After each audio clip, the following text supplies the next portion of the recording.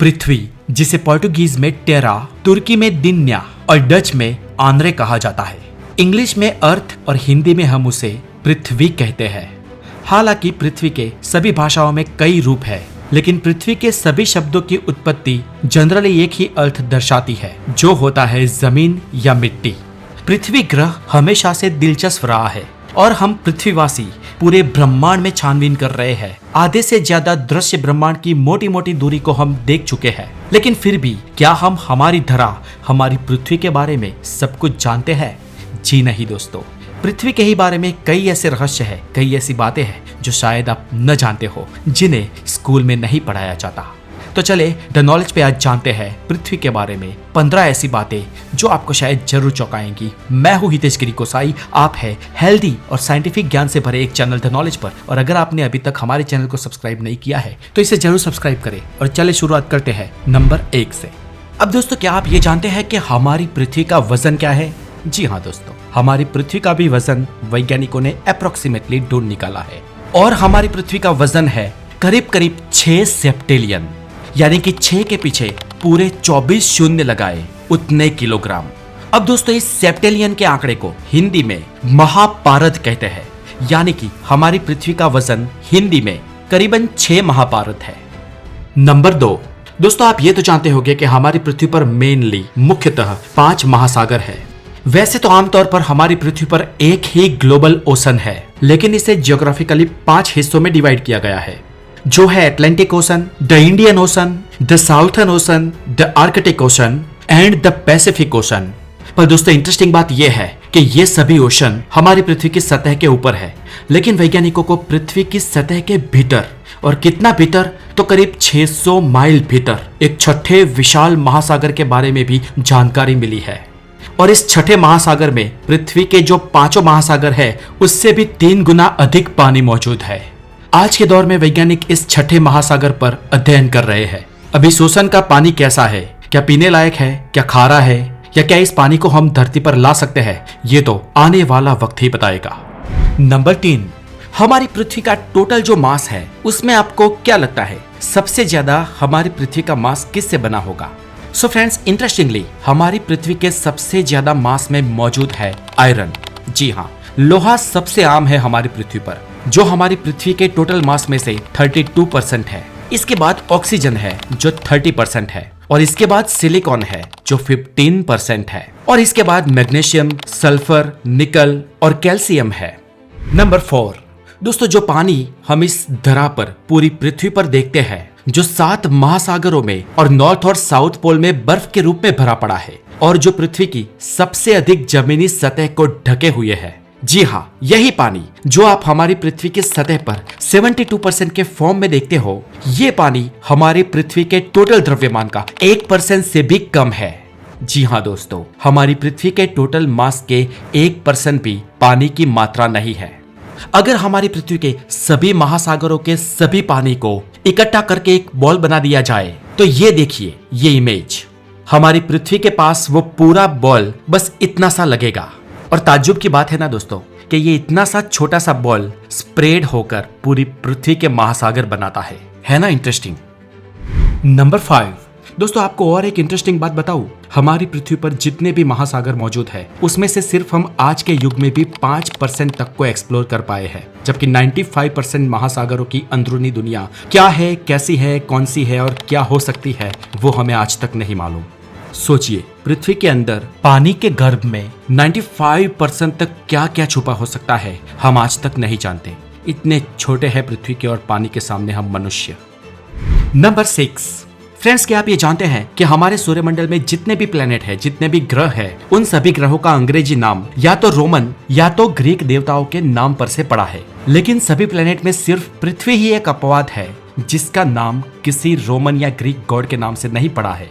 हमारी पृथ्वी, यानी कि जिसे इंग्लिश में अर्थ कहते हैं, वो शब्द EOR यानी कि एयर, या जिसे एर्था कहते हैं, उस पर से आया है, और इसका मतलब होता है भू यानी कि जमीन।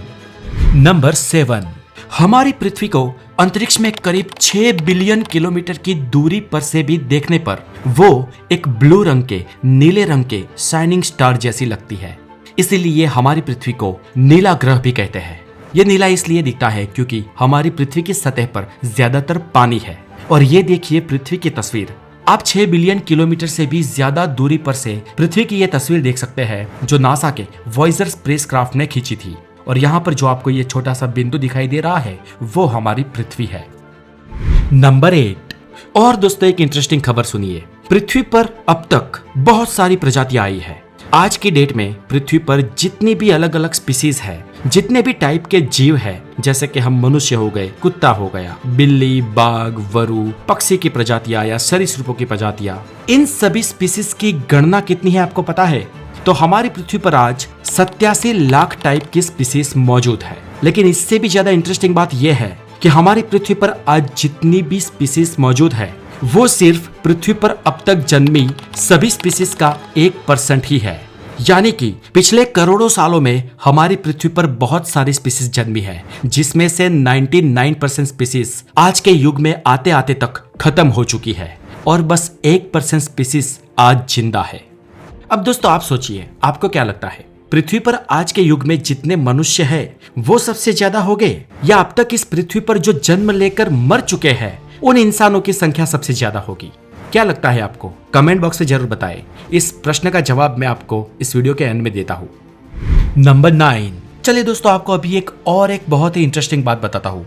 जब भी आप पृथ्वी के नॉर्थ पोल में होते हैं, तब जब आप पानी की धार को नीचे की तरफ फॉल करते हैं, या तो वाटर टब में आपका पानी जा रहा होता है तो वो एंटी क्लॉकवाइज घूमेगा, और जब आप पृथ्वी के साउथ पोल में होगे तो पानी की धार क्लॉकवाइज जाएगी। दोस्तों ऐसा कार्योलिस फोर्स के कारण होता है।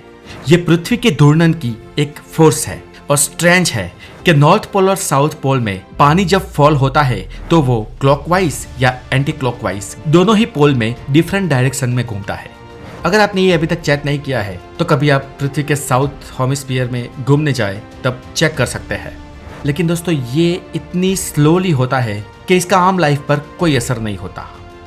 नंबर 10। दोस्तों हमारी पृथ्वी पर हमने अलग अलग ओशंस के नाम दिए हैं, जैसे कि Indian ocean, Atlantic ocean, Arctic ocean, Pacific ocean. लेकिन ये सभी समुद्र को हम इंसानों ने नाम दिए हैं, यानी कि समुद्र को हम इंसानों ने डिवाइड किए हैं। बाकी वास्तव में पृथ्वी के सभी समुद्र एक दूसरे से कनेक्टेड है, यानी कि जियोग्राफिकली अगर हम कोई नाम ना दे तो पृथ्वी पर सिर्फ एक ही महासागर है। मतलब कि पृथ्वी पर सभी महासागरों का पानी एक है। लेकिन इंटरेस्टिंगली इसके बावजूद भी पृथ्वी पर कई सारे महासागर के पानी है जो आपस में एक दूसरे से नहीं मिलते हैं। इवन हम उसको देखकर भी महसूस कर सकते हैं कि ये दोनों पानी अलग अलग है। अब भला पानी कैसे नहीं मिल सकते? अगर उनके बीच कोई बॉर्डर ना बनाई जाए तो पानी तो एक दूसरे में घुल मिल जाएगा ही ना। लेकिन पृथ्वी पर कुछ जगहों पर दोस्तों ऐसा नहीं होता है, जैसे कि गल्फ ऑफ अलास्का में अटलांटिक और पैसिफिक ओशन कभी भी आपस में नहीं मिलते हैं। यहाँ पर दोनों ही महासागरों के पानी में रंग अलग अलग दिखता है, मानो कि उन दोनों के बीच कोई इनविजिबल वॉल हो। ऐसा इसलिए होता है क्योंकि एक तरफ यहाँ पर गल्फ ऑफ अलास्का का ग्लेशियर से बहुत ही लाइट और मेल्टेड वाटर आता है, जबकि दूसरी तरफ जो पानी है वो इम्प्योर और थोड़ा ज्यादा गर्म है। यहाँ पर दोस्तों इन दोनों पानी में पहले तो टेम्परेचर का फर्क है, दूसरा जो ग्लेशियर से पानी आता है उसमें नमक की मात्रा नहीं के बराबर है, जबकि समुद्र का पानी खारा होता है। और इन सब वजहों से इन दोनों ही समुद्र के पानी के बीच एक सेपरेशन क्रिएट हो जाती है, और इसे दोस्तों वाटर स्ट्रेटिफिकेशन कहा जाता है। और दोस्तों इस तरह से कुछ जगह पर यह समुद्र का पानी एक दूसरे से हमें तद्दन अलग अलग दिखाई देता है। ये भी कुदरत का एक करिश्मा है इस पृथ्वी पर। हालांकि इस करिश्मे के साइंस को आज हम जानते हैं। नंबर 11। दोस्तों हमारी पृथ्वी पर हर 4 साल में एक लीप ईयर आता है, यानी कि फरवरी महीने में एक दिन पूरे साल में ऐड हो जाता है और 3 सालों तक ये दिन गायब रहता है, और इस दिन का नाम है 29 फरवरी। यानी कि पृथ्वी पर हर चौथा साल 365 नहीं लेकिन 366 दिन का हो जाता है। अब दोस्तों ऐसा कैसे होता है? तो इसका कारण है हमारी पृथ्वी सूर्य के आसपास जो घूमती है उसमें वास्तव में 365 दिन नहीं लगते, लेकिन 365 दिन 5 घंटे और करीब 59 मिनट का वक्त लगता है। और ये 365 दिन के ऊपर के कुछ घंटे जो हमें एक्स्ट्रा हर साल मिलते हैं, उसे हर 3 साल के बाद जोड़ दिया जाए तो चौथे साल में वो पूरा एक दिन बना लेंगे। इसलिए इस पृथ्वी पर हर चौथे साल में एक एक्स्ट्रा दिन होता है। नंबर 12। अब दोस्तों जैसे कि जॉर्जियन कैलेंडर में यानी कि इंटरनेशनल कैलेंडर में हर चौथे साल एक नया दिन ऐड होता है, वैसे हमारे हिंदू कैलेंडर में हर तीसरे साल पूरा एक महीना ऐड हो जाता है। दोस्तों आपको बता दें कि हमारे इंडियन हिंदू कैलेंडर को लूनिसोलर कैलेंडर कहा जाता है और इसमें एक साल में सिर्फ 354 दिन ही होते हैं, यानी कि वेस्टर्न कैलेंडर से 11 दिन कम। ऐसा इसलिए होता है क्योंकि हिंदू कैलेंडर में हर महीना 29 या 30 दिनों का होता है और इस तरह हमारे हिंदू कैलेंडर में जो हर साल में 11 दिनों की कमी हो जाती है उसे हम हर तीसरे साल एक एक्स्ट्रा महीना ऐड कर पूरी कर देते हैं और इस एक्स्ट्रा महीने को हम अधिक मास कहते हैं। इस साल भी हमारे कैलेंडर में अधिक सावन का महीना था और इस अधिक मास वाले कैलेंडर में यानी कि उस साल 12 नहीं लेकिन 13 महीने हमारे कैलेंडर में होते हैं। नंबर 13। दोस्तों क्या आप ये जानते हैं कि हमारी पृथ्वी के वातावरण में उसके वायुमंडल में मुख्य 5 परतें हैं, जिसमें पहली परत है ट्रोपोस्फियर, दूसरी है स्ट्रेटोस्फियर, तीसरी है मेसोस्फियर, चौथी है थर्मोस्फियर और पांचवी है एक्सोस्फियर। और हमारी पृथ्वी के वातावरण के इन 5 लेयर को क्रम वाइज अगर आपको याद रखना है तो इसकी एक बहुत ही आसान ट्रिक है और इस ट्रिक में आपको बस एक सेंटेंस याद रखना होगा और ये सेंटेंस है thank you so much the X. जी हाँ, द पर्टिकुलर एक्स।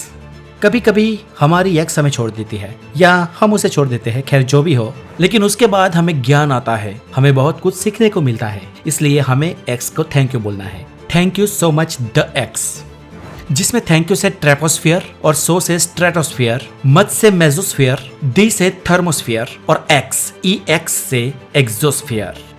नंबर 14। दोस्तों हमारी पृथ्वी अपने इक्वेटर पे यानी कि अपनी धुरी पर 1600 किलोमीटर पर आवर की रफ्तार से घूम रही है, पर बात यहाँ पर खत्म नहीं होती है। इससे भी ज्यादा गति से हमारी पृथ्वी घूम रही है सूरज के आसपास। सूर्य के आसपास हमारी पृथ्वी जो ऑर्बिट कर रही है उसकी स्पीड 30 किलोमीटर पर सेकेंड है। और ये तो कुछ नहीं है, हमारा सूरज पूरे सूर्यमंडल को लेकर यानी कि पृथ्वी के सहित सभी ग्रहों को और उपग्रहों को लेकर अपनी गैलेक्सी के सेंट्रल की परिक्रमा कर रहा है और सूर्यमंडल और सभी पृथ्वी के साथ सभी ग्रह गैलेक्सी की परिक्रमा करीब 220 किलोमीटर पर सेकंड की स्पीड से कर रहे हैं।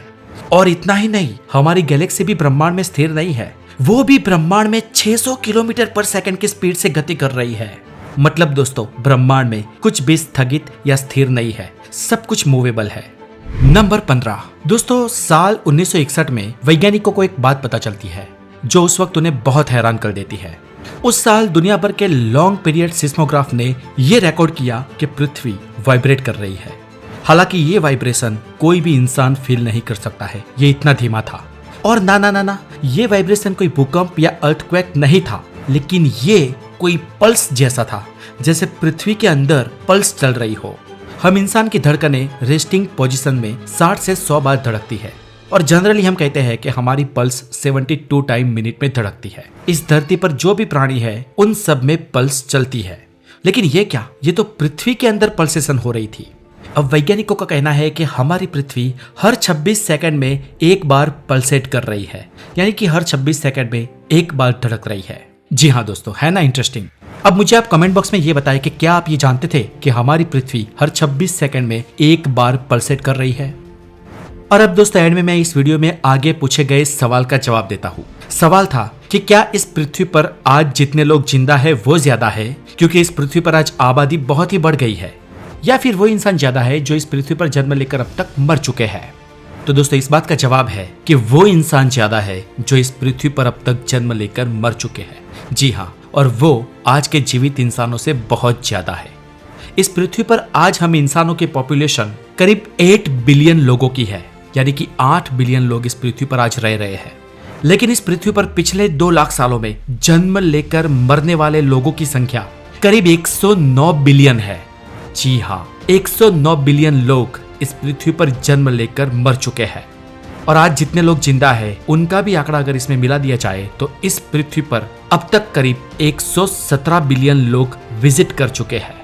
तो दोस्तों आज के लिए इतना ही। ये वीडियो आपको कैसी लगी मुझे कमेंट करके जरूर बताएं और हेल्दी और साइंटिफिक ज्ञान के लिए द नॉलेज को जरूर सब्सक्राइब करें। अगर आपने इस वीडियो को शेयर नहीं किया है तो शेयर करें, हो सके इतने कमेंट्स करें और हमारे ऐप द नॉलेज को भी अपने मोबाइल में जरूर इंस्टॉल करें, जिसका लिंक नीचे डिस्क्रिप्शन में दिया गया है। अपना बहुत सारा ध्यान रखें। Have a wonderful day, take care.